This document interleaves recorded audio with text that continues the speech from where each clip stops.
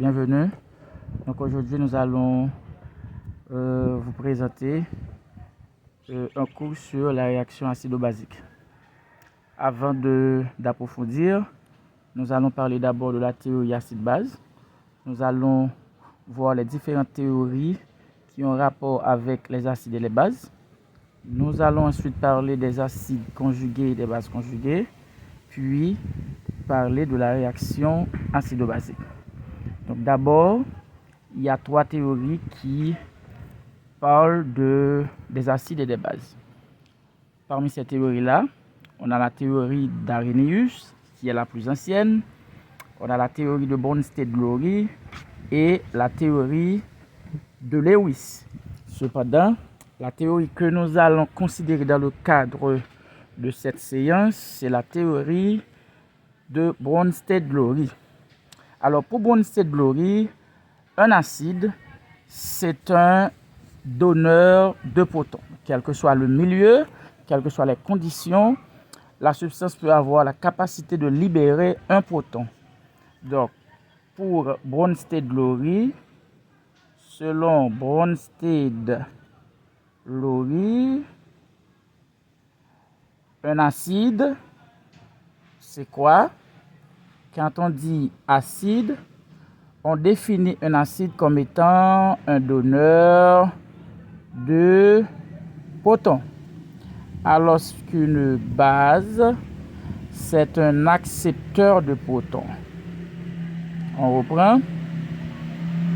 Un acide, c'est un donneur de protons, alors qu'une base, c'est un accepteur de protons.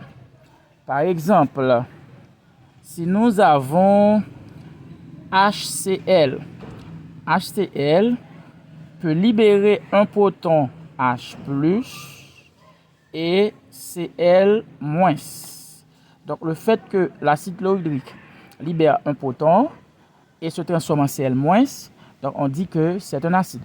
Mais c'est un acide de Bronsted. Si on a par exemple HCO3-, HCO3- peut libérer un proton pour se transformer en CO3-. C'est un acide. Si on a par exemple H2CO3, H2CO3 peut libérer aussi un proton pour se transformer en HCO3-.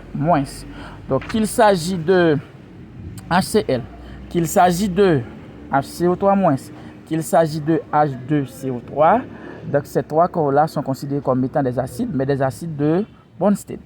Voyons maintenant les bases. Qu'est-ce qu'on dit pour les bases? On considère les bases selon Bronsted-Lowry comme étant des accepteurs de protons. Par exemple, si nous avons ce même corps-là, HCO3-, HCO3- peut capter un proton ou encore accepter un proton. Donc H plus H, ça donne H2. Comme on a une charge positive et ici une charge négative, ça s'annule, on met CO3. Donc HCO3- en captant un proton H+, se transforme en H2CO3. Donc HCO3 c'est une base. Alors que pour ces deux réactions-là, à savoir les réactions mettant en jeu l'acceptation d'un proton par une base et la perte d'un proton par un acide, il y a des couples qui sont mis en jeu. Prenons par exemple HCl. HCl, il a perdu un proton et se transforme en Cl-. Par contre, HCl, c'est l'acide. Eh bien, le corps provenant de cette réaction-là est appelé base conjuguée. Par exemple, la base conjuguée de HCl ici, c'est Cl-. La base conjuguée de HCO3-, c'est CO3-. La base conjuguée de H2CO3, c'est HCO3-. Maintenant, HCO3-, c'est une base. Il a capté un proton et se transforme en acide. Mais cet acide-là est appelé acide conjugué. Qu'est-ce qu'on peut dire? Qu'est-ce qu'on peut retenir dans ce cas? Lorsqu'un acide libère un proton, il se transforme en base conjuguée. Lorsqu'une base capte un proton, il se transforme en acide conjugué. Donc, c'est ce qu'il faut retenir. À partir de ces deux réactions-là, on aura des couples. C'est ce qu'on appelle les couples acido-basiques. Si on prend cette réaction-là, HCO3- qui cède un proton pour se transformer en CO3 de moins, eh bien, le couple acido-basique, c'est acide sur base. Mais remarquez, quand on écrit les couples redox, on met une barre horizontale, mais pour les couples acido-basiques, il faut mettre une barre oblique. Maintenant, les couples acido-basiques de cette réaction, c'est HCO3- sur CO3 de moins. Couple acido-basique pour cette réaction, c'est H2CO3 sur HCO3-. Couple acido-basique pour cette réaction, c'est HCl sur Cl-. Ça, c'est couple acido-basique. Maintenant, pour cette réaction ayant rapport avec les bases, si on veut écrire son couple acido-basique, n'oubliez pas que les couples acido-basiques s'écrivent en mettant l'acide avec la base en question. Maintenant, l'acide, c'est H2CO3, la base, c'est HCO3- puisque c'est ce corps-là, c'est cette espèce chimique-là qui a capté le proton. Mais qu'est-ce qu'on peut dire dans ce cas? Le couple acido-basique, c'est H2CO3 sur HCO3-. C'est acide sur base. Donc, on vient de parler de la théorie acide-base dont nous avons considéré la théorie de Bronsted-Lowry. On a parlé des couples acido-basiques, d'acides conjugués et de bases conjuguées. Qu'est-ce qu'on dit? Un acide conjugué, c'est un corps qui provient d'une base ayant capté un proton, une base de Bronsted ayant capté un proton, alors qu'un acide conjugué, une base conjuguée, c'est une espèce chimique provenant d'un acide de Bronsted ayant perdu un proton.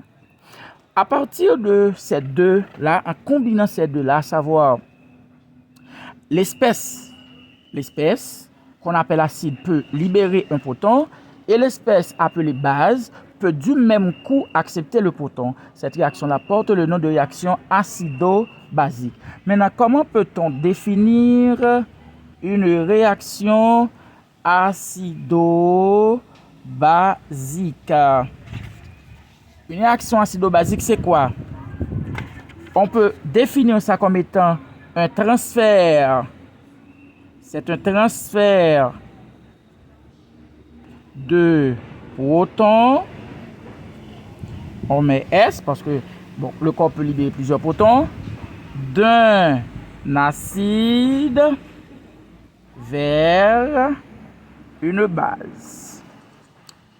Tout transfert de protons, toute réaction se produisant à partir d'un transfert de protons d'un acide vers une base est appelée réaction acido-basique. Au cours de cette réaction, l'acide a libéré un proton et que fait la base? La base capte le proton qui a été libéré par l'acide. Prenons un exemple de réaction acido-basique.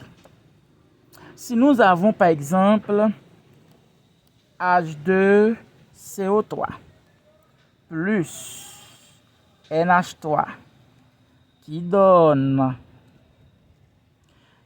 HCO3- plus NH4+. Comment peut-on dire que cette réaction, c'est une réaction acido-basique? D'abord, nous allons dans les réactifs, nous allons identifier l'acide. Vous remarquez ici, on a 2 atomes d'hydrogène et ici, on a un seul atome. Cela veut dire que cette espèce chimique-là, il a libéré un proton. Eh bien, c'est déjà un acide.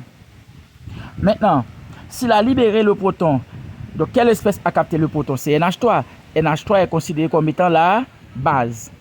En perdant le proton, H2CO3 se transforme en HCO3-. Là, on a une base, mais ça, c'est une base conjuguée. NH3, il a capté, c'est une base. Elle a capté, disons, un proton qui a été libéré par H2CO3 pour se transformer en NH4+. NH4+, maintenant, c'est un acide.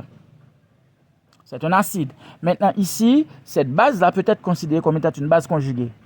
Maintenant, si on veut écrire les deux demi-réactions, qu'est-ce que nous disons?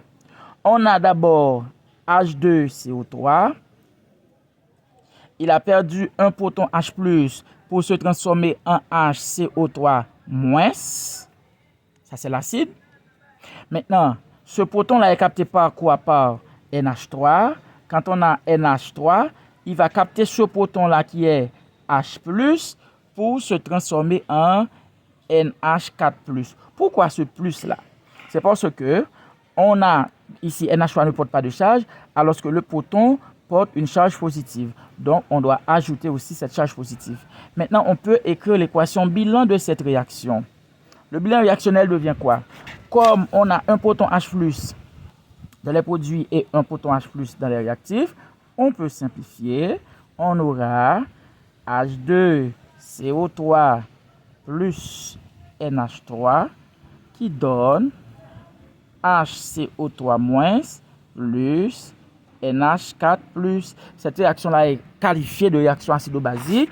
Pourquoi? Parce que elle se produit par un transfert de protons de H2CO3 vers NH3.